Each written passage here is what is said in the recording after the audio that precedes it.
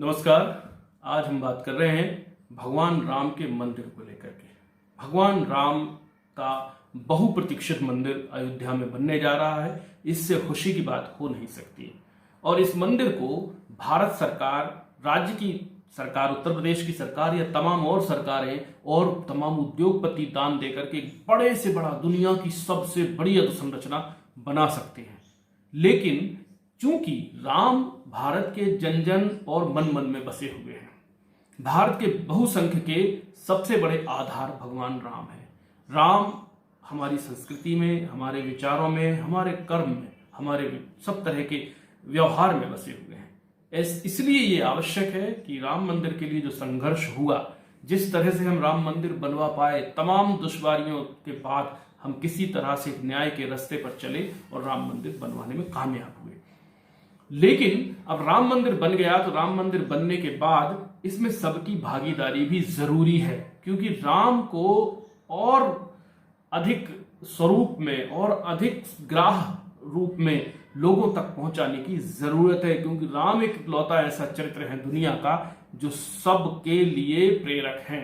राम मंदिर के लिए जो चंदे का कार्यक्रम चल रहा है, ये बहुत ही अव्यवस्थित ढंग से चल रहा है और इस पर आरोप भी लग सकते हैं। इसकी संभावनाएं बहुत है। आज लिख कर रख लीजिए आप कि आज नहीं तो कल इस पर या कोई राजनीतिक दल या कोई सामाजिक संगठन जरूर कोई ना कोई ऐसे फिगर्स निकाल कर देगा। असली सही गलत अलग बात है, लेकिन हल्ला मचाने वाले, जिसमें कईयों हजारों करोड़ों लाखों रुपयों का हेर फेर सिद्ध होगा। क्योंकि भारत के अंदर एक बड़ा वर्ग है स्वघोषित बुद्धिजीवी, वो ऐसा करता भी है, उसको आनंद आता है मठ मंदिरों के कलशों को गिराने में। तो इस चंदे को लेकर के मैंने तमाम जो इससे जुड़े हुए लोग हैं उनको 6 सुझाव दिए हैं। इन सुझावों पर को मानना चाहिए और इन सुझावों पर काम करना चाहिए। पहला सुझाव ये है कि आप जब चंदा लेने जा रहे हैं तो आप एक अपर कैपिंग लगाकर जाएं कि हमें 50 रुपये से अधिक, 100 रुपये से अधिक या 500 रुपये से अधिक हम दान नहीं लेंगे। अगर कोई देना भी चाहे लाखों करोड़ों रुपए तो वो गुप्त रूप से दे सकता है, लेकिन हम प्रचारित जो दान लेंगे वो सिर्फ हम 500 रुपये लेंगे। इससे क्या होगा कि अधिकतम लोगों की आपके इस आयोजन में भागीदारी हो पाएगी और राम अधिकतम लोगों तक पहुंचेंगे। आप ये फोकस रखिए कि हमको रैली और तमाम तरह के जो प्रोसेशंस हैं, जो कुछ भी हमारे जो जुलूस इत्यादि हैं, इन सब को हम उसी आधार पर निकालना ताकि लोगों का जुड़ाव हो। हम परिवारों तक पहुँचें, परिवारों से बात करें, परिवारों को जोड़ें अपने साथ। किसी उदंडता के लिए नहीं, किसी दूसरी कम्युनिटी को नीचा दिखाने के लिए नहीं, अपने आप को एक दृढ़ता से खड़ा करने के लिए। दूसरा पैमाना इसमें ये बहुत आवश्यक है कि इसमें जो साहित्य जरूर पहुंचाया जाए, राम से जुड़ा हुआ अच्छा साहित्य पहुंचाया जाए और ये मैसेज दिया जाए, राम का अर्थ एक प्राणी है, एक ऐसा प्राणी जो हर प्राणी मात्र के लिए दया भाव रखता है।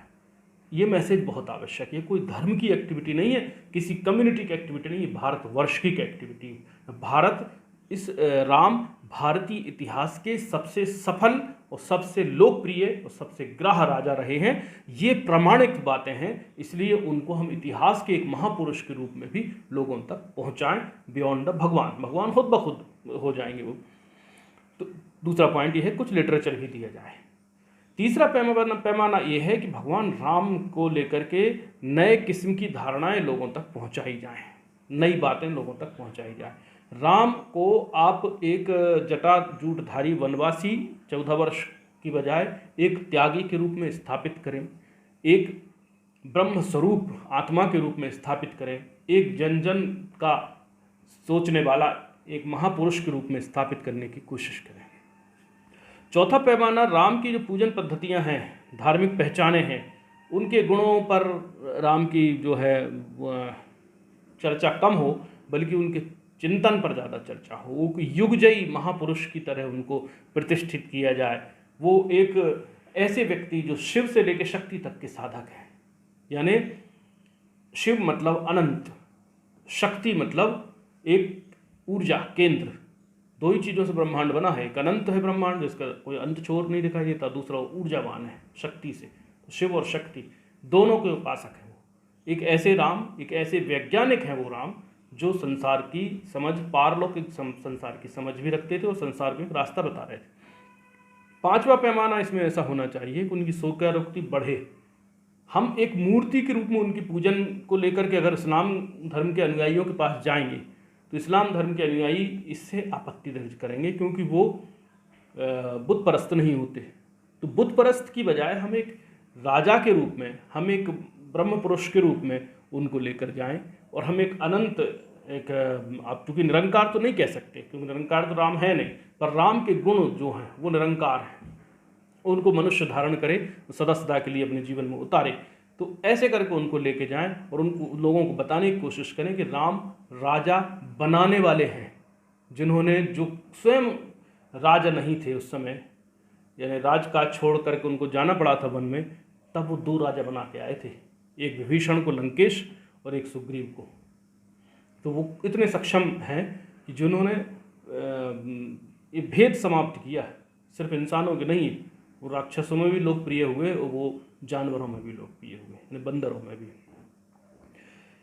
छठवां जो पैमाना सबसे महत्वपूर्ण है, इसमें कोई शक नहीं है कि राम नाम पर चंदा करके डकाने वाले फ्रॉड लोग पैदा हो जाएंगे और हो ही रहे। इसलिए सबसे अच्छा ये हो कि एक नेशनल लेवल की एक वेबसाइट होनी चाहिए, जिस पर जिस तरह से हम कोरोना के अपडेट्स देख सकते हैं, या कोई ऐप होना चाहिए रामचंद्र जी का, जिससे ऑनलाइन भी लोग दान कर सकें, लेकिन प्रामाणिक, या तो किसी गवर्नमेंट की तरफ से अप्रूव्ड हो या कोई समिति की तरफ से अप्रूव्ड हो, या जो भी, जैसे भी आप उसका सिस्टम बना सकते हैं, लेकिन वो होना ऐसा चाहिए कि उस पर आदमी दान दे तो ये एश्योर्ड रहे कि दान सही जगह जा रहा है। एक बात। दूसरी बात कि उसमें व्यक्ति ये देख सकता हो कि मैंने जैसे 2 रुपये दान किया तो पैसा फिगर जो है 2 रुपये बढ़ गया सामने, मैंने जैसे 100 रुपये दान किया 100 रुपये फिगर बढ़ गया।